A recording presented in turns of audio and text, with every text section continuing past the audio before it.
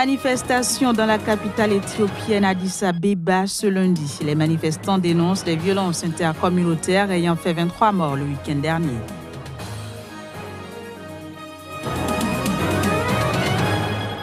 Consommation du cannabis à titre privé en Afrique du Sud. La justice dépénalise le délit lors d'un jugement historique rendu à l'unanimité.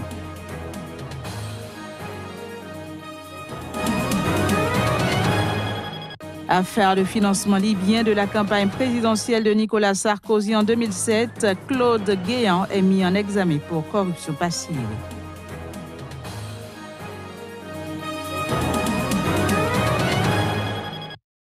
Voilà, c'était là le sommaire. Bienvenue à toutes et à tous sur Sika TV. En Éthiopie, des groupes de manifestants ont paralysé Addis Abeba, la capitale. Le mouvement est survenu à la suite de violences entre communautés ayant fait 23 morts ce week-end en périphérie de la ville. Voici les images.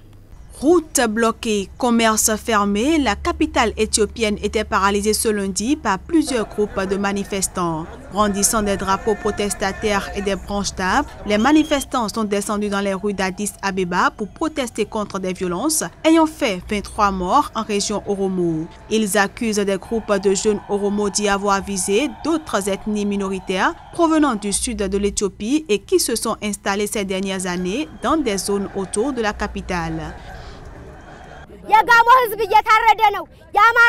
Les habitants de Gamo et d'Amara sont attaqués et jetés dans les bois. Nous avons besoin de paix. Nous avons besoin de justice. Ils violent nos sœurs.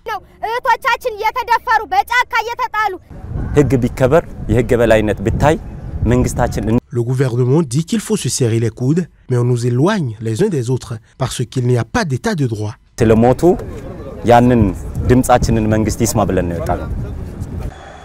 Des manifestations antigouvernementales sans précédent débutées fin 2015 et menées en grande partie par les Oromo avaient poussé à la démission du prédécesseur du Premier ministre Abiy Ahmed début 2018. Ces protestations avaient notamment été provoquées par un projet d'extension du territoire de la capitale au détriment de la région Oromo. Samedi, des dizaines de milliers de personnes avaient accueilli à Addis Abeba le retour en Éthiopie de dirigeants du Front de libération Oromo, un ancien groupe rebelle antigouvernemental que l'actuel gouvernement a enlevé de la liste officielle des organisations terroristes.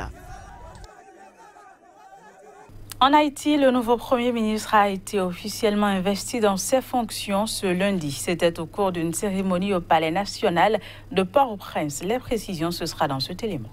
Dans son discours d'investiture lors d'une cérémonie au Palais présidentiel ce lundi, le nouveau Premier ministre haïtien Jean-Henri Séan s'est engagé à ce que la lumière soit faite sur la gestion des fonds Petro-Caribé, une affaire de corruption à l'origine de manifestations depuis plusieurs semaines.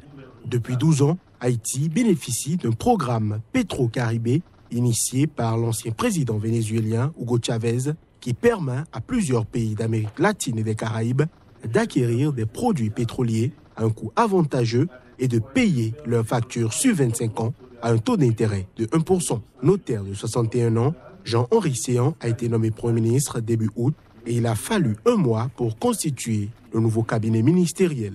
Accompagné de ses ministres, le nouveau chef du gouvernement a obtenu ce week-end l'approbation de sa politique générale devant les deux chambres du Parlement, un marathon législatif de plus de 25 heures. En Mauritanie, le parti au pouvoir a remporté les 13 conseils régionaux qui ont remplacé le Sénat lors d'une révision constitutionnelle controversée outre la majorité à l'Assemblée nationale et plus de 2/3 des communes. Les résultats ont été proclamés par le président de la CENI. Voici le reportage. Le président de la Commission électorale nationale indépendante a proclamé officiellement ce lundi les résultats du second tour des élections législatives, régionales et municipales qui s'est tenu samedi dernier. Taux de participation 56%. Répartition des sièges entre les partis en compétition au second tour. Pour les législatives, l'UPR a remporté 22 sièges au Parlement qui étaient en ballotage. Pour les élections régionales, l'UPR 111 conseillers, Tawassoul 26, Coalition Hatem Tawassoul et UDP 21, UDP 19, Coalition AJDMR et Tawassul 5. Pour les élections municipales, UPR 942 conseillers, UDP 292, Tawassul 106, El Karama 98, Coalition UFP Hatem Tawassul et Adil 79. Ces résultats montrent une nette progression, une nette avancée de l'UPR, l'Union pour la République, qui a pu obtenir au niveau de l'Assemblée nationale 89 sièges sur 157. Et ce même parti au pouvoir a pu obtenir 6 communes au niveau de Nouakchott sur 9 communes, tandis que la coalition de l'opposition a obtenu 2 communes. Le président de la CENI a reconnu des lacunes et insuffisances dans le déroulement des élections, citant le non-respect des plafonds financiers par les partis en lice et le non-respect de l'incompatibilité entre certaines fonctions civiles et militaires et le travail politique et électoral.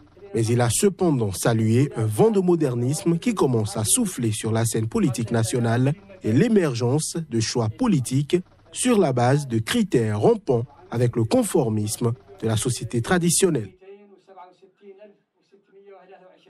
La Cour constitutionnelle sud-africaine a décriminalisé ce mardi la consommation du cannabis à titre privé. C'était lors d'un jugement historique rendu à l'unanimité. Voici les images.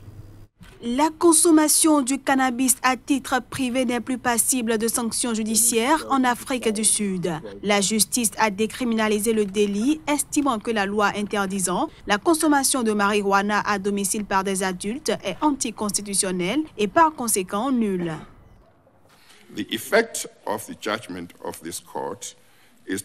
Ce tribunal décriminalise l'usage et la possession de cannabis par un adulte en privé pour la consommation à domicile. Pour ce qui est de la culture du cannabis, le tribunal a décidé de décriminaliser la culture du cannabis par un adulte dans un lieu privé pour la consommation personnelle à domicile.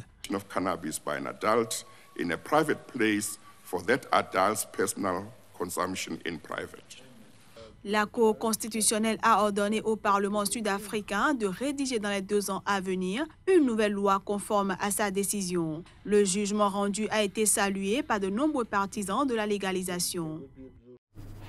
Soupçon de financement libyen de la campagne présidentielle de Nicolas Sarkozy en 2007. Les juges d'instruction chargés de l'enquête ont ordonné de nouvelles mises en examen de son ancien directeur de campagne, Claude Guéant, notamment pour corruption passive. Les détails dans ce reportage.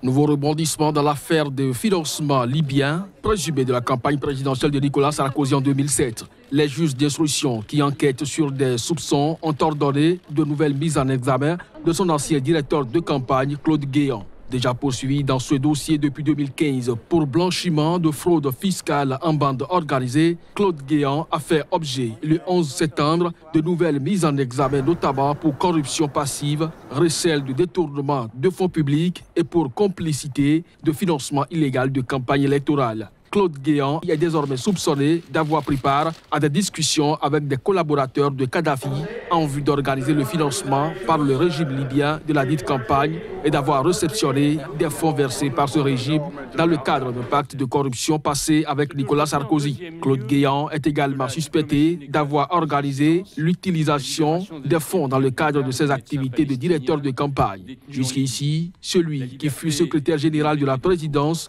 et ministre de l'Intérieur sous la présidence Sarkozy entre 2007 et 2012 était uniquement mis en cause pour un virement suspect de 500 000 € sur son compte qu'il avait justifié par la vente en 2008 de 2 tableaux flamands.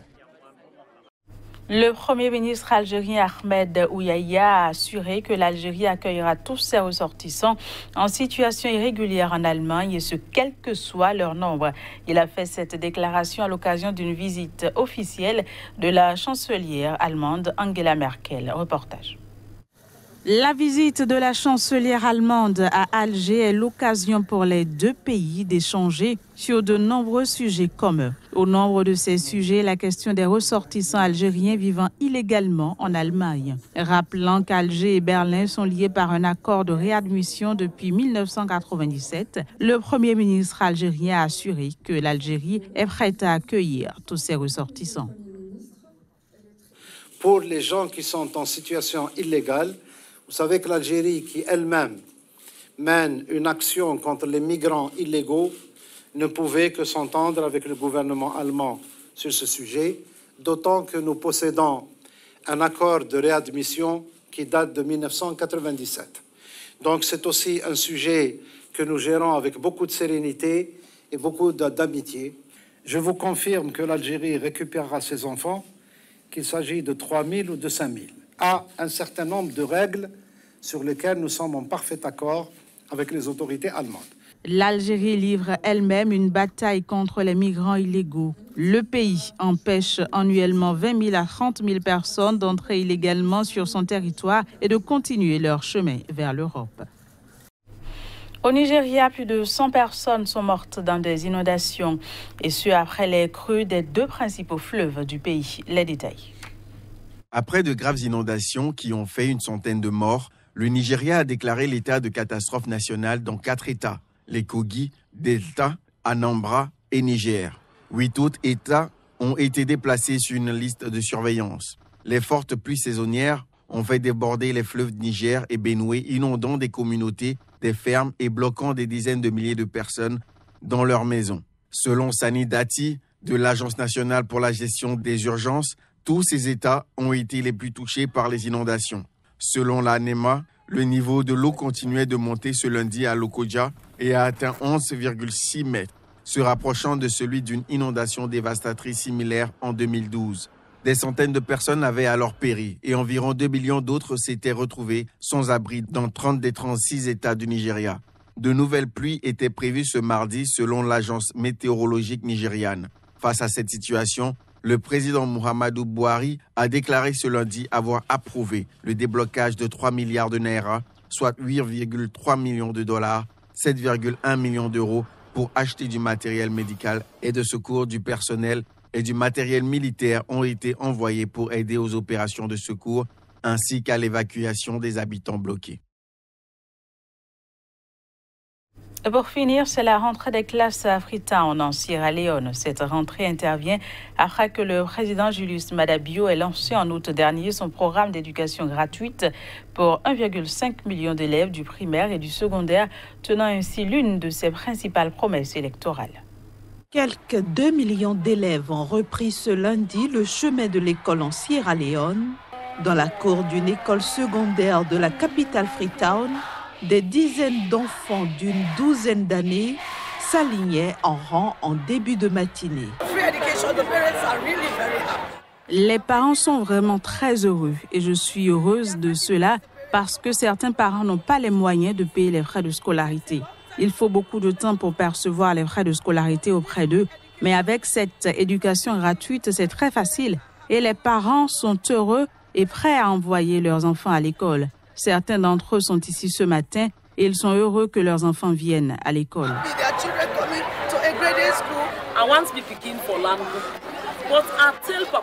Je veux que mon enfant soit éduqué. Je rends grâce à Dieu pour ce qu'il a fait pour nous dans ce pays, pour l'opportunité que nous offre le président d'avoir une éducation gratuite afin que nos enfants puissent aller à l'école. Nous sommes heureux que l'éducation soit gratuite et nous en ferons bon usage.